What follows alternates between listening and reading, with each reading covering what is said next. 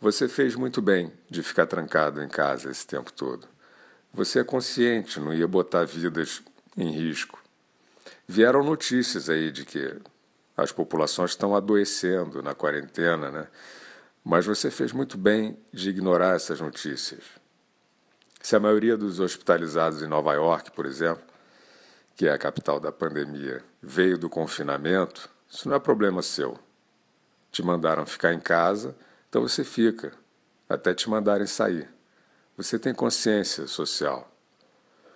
O seu vizinho te disse, né, que uma caminhada ao ar livre, guardando as distâncias recomendadas, seria até saudável, podia aumentar inclusive a sua imunidade. Mas você ficou firme, onde te mandaram ficar, e acusou seu vizinho de irresponsável. Aí quando a polícia desceu o sarrafo na mulher dele, que foi levada de camburão, porque estava caminhando no calçadão, você estufou o peito e teve a certeza de que estava com a razão. Aliás, é sobre isso que a gente quer falar aqui com você. Não sobre ter razão, sobre descer o sarrafo. É importante que agora você saia de casa. Eu sei, é um pouco confuso, mas você vai entender. Aquelas pessoas de preto que estão aí pelas ruas descendo o sarrafo, como a gente dizia, em quem elas vêm pela frente, tacando fogo, quebrando tudo aí com pedra, com pau. Enfim, essas pessoas estão lutando contra o fascismo. E elas precisam do seu apoio. Você, que já demonstrou quanto é consciente, não vai agora ficar acovardado no seu canto, né? Então, a gente conta com você. Não se preocupa com patrulha intelectual, tá? Porque agora ela não vai te incomodar. Nos Estados Unidos, por exemplo, aqueles astros de Hollywood que estavam mandando todo mundo ficar em casa, né? Diziam até, estamos de olho. Pois é, agora eles estão chamando todo mundo para a rua. E quem não atender pode até ser considerado racista. Se a pandemia acabou, não vem com pergunta fora de hora, vamos seguir em frente. É bem verdade que os antifascistas, essa multidão aí que está seguindo esse movimento, é bem verdade que todos eles não estão poupando negros, nem pobres, né, nessa sanha destrutiva que a gente está vendo. O irmão do George Floyd pediu paz, né, em respeito à memória, né, do irmão assassinado, que era da paz. Mas isso é um detalhe na luta por uma causa maior. Que causa? Não vem com pergunta difícil na hora dessa. Cala a boca, se joga na multidão e não se esquece de botar a máscara. O que você perguntou? Quer saber se máscara é suficiente para evitar o contágio numa aglomeração? Querido, quem falou de contágio? Máscara é uniforme de antifascista. No meio da pandemia até pega bem, é verdade, mas não vamos misturar aqui os assuntos agora. Primeiro vamos sair em bando, quebrando tudo, para salvar o mundo do fascismo.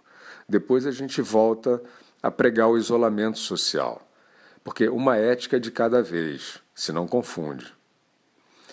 É normal que você fique aí preocupado com o prolongamento da pandemia, mas fica tranquilo, você vai ter ainda muito tempo para se apavorar. O pico nem chegou ainda. Ele fica ali logo depois do arco-íris, então tem chão até lá. Enquanto isso, né, nessas suas andanças aí com os antifascistas, vê se não vai destruir as coisas sem critério. Por exemplo, uma loja. Verifica primeiro se ela já foi quebrada pelo lockdown, porque aí você não vai gastar pedra e gasolina à toa. Enfim, se as coisas correrem bem, se não houver acidente de percurso, até o fim do ano está tudo quebrado. Mas isso não significa que você deve sair de casa depois disso. Você aguarda as instruções, como sempre. Até porque agora você já se acostumou mesmo com essa vida de merda, que é uma vida linda quando você pensa na contribuição que você está dando para um bem maior. E a compreensão de que a sua decadência vale a pena vai ser recompensada. A esmola do Estado vai chegar, há de chegar, aos que souberem esperar. Então, vamos esperar sentados, né? Enquanto isso, E você pode se distrair. Por exemplo, tem vários espetáculos aí na televisão. CPI das fake news. Isso é diversão garantida. CPI das fake news, vou explicar aqui para você, para resumir, é um movimento reacionário contra a liberdade de expressão e finge que é o contrário. É muito interessante. Ela nasceu para tentar sufocar a nova consciência democrática, né, que surgiu na internet, nas redes sociais. Então, ela finge combater o gabinete do ódio. O gabinete do ódio é uma entidade imaginária criada aí por umas mentes criativas interessadas em sobreviver de um fetiche chamado antibolsonarismo. Antibolsonarismo é uma coisa assim mais estúpida e indigente do que um bolsonarismo real ou fantasioso. Do que um bolsonarismo real ou fantasioso jamais conseguiria ser. Enfim, a CPI das fake news é irmã gêmea de um inquérito obscuro criado pelo STF e é só uma das pontas aparentes de um fenômeno que você vai entender de mendicância intelectual e mendicância moral. Vamos explicar. O que você faz se você é inseguro das suas próprias virtudes? É muito simples. Aponta o dedo para alguém. Acusa alguém. Ou simplesmente formula aí um estigma voador e tal, e aí você sai atirando nele com a sua bateria antiaérea de plástico. Pô, pô, pô, pô. Aí depois você faz um sinal de arminha para sua claque. Entendeu? Então o que você é? Você é um antifa digital. Né? Isso é uma designação moderna para o que antigamente se chamava alma penada. Bolsonaros e bolsonarismos vão passar, mas a praga do antibolsonarismo masturbatório não tem cura. Todas essas almas penadas que encontraram aí uma razão de viver, né, brandindo suas arminhas contra os seus próprios fetiches fascistoides, elas vão ficar penando aí para sempre, boiando nessa piscina seca, né, das virtudes virtuais. Elas são a apoteose do auto-engano. Bom, vamos continuar aqui esperando e conversando. Os governos são ruins, né? Porque eles cumprem a missão de alcançar expectativas inalcançáveis, certo? Então, eles são os eternos derrotados pela utopia do bem comum. Pior do que os governos, só os governados que usam os governos para explicar os seus próprios fracassos. Está dando para acompanhar?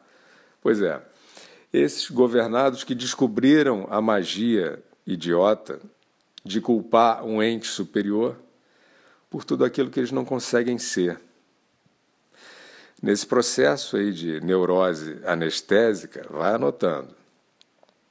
Quanto pior você conseguir dizer que o seu senhor é, melhor você vai se sentir. Desde que não seja obrigado ao ritual cruel de se olhar no espelho. Aí é perigoso. Mas, liberto desse perigo, o que vier é lucro. E quanto mais escroto for o seu senhor, mais belo vai ser você.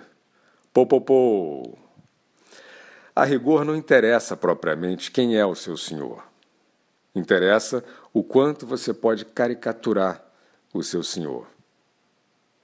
Como fazer, por exemplo, se você está livre, absolutamente livre, mas é um escravo mental e precisa justificar a sua claudicante existência? É fácil. Acusa o seu senhor de aprisionar você. Ninguém vai ver as amarras que não existem, mas se você for eficiente na simulação de um senhor escravocrata, você pode até conquistar a condição de vítima por dedução. Olha que beleza. Seus pares, seus companheiros, as suas almas gêmeas, que estão nessa mesma miséria espiritual que você, vão chegar com certeza, ou quase certeza, a achar que estão enxergando as amarras que te impedem de quê?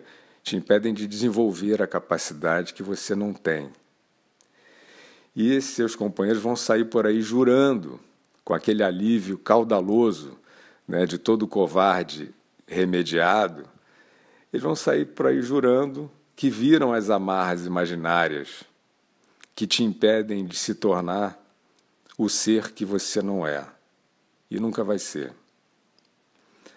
Bom, a vida de um idiota é simples, é a explicação suficiente que ele pode dar ao idiota mais próximo, dando graças aos céus pelo fato de que saciar a idiotice é como transbordar uma casca de nós.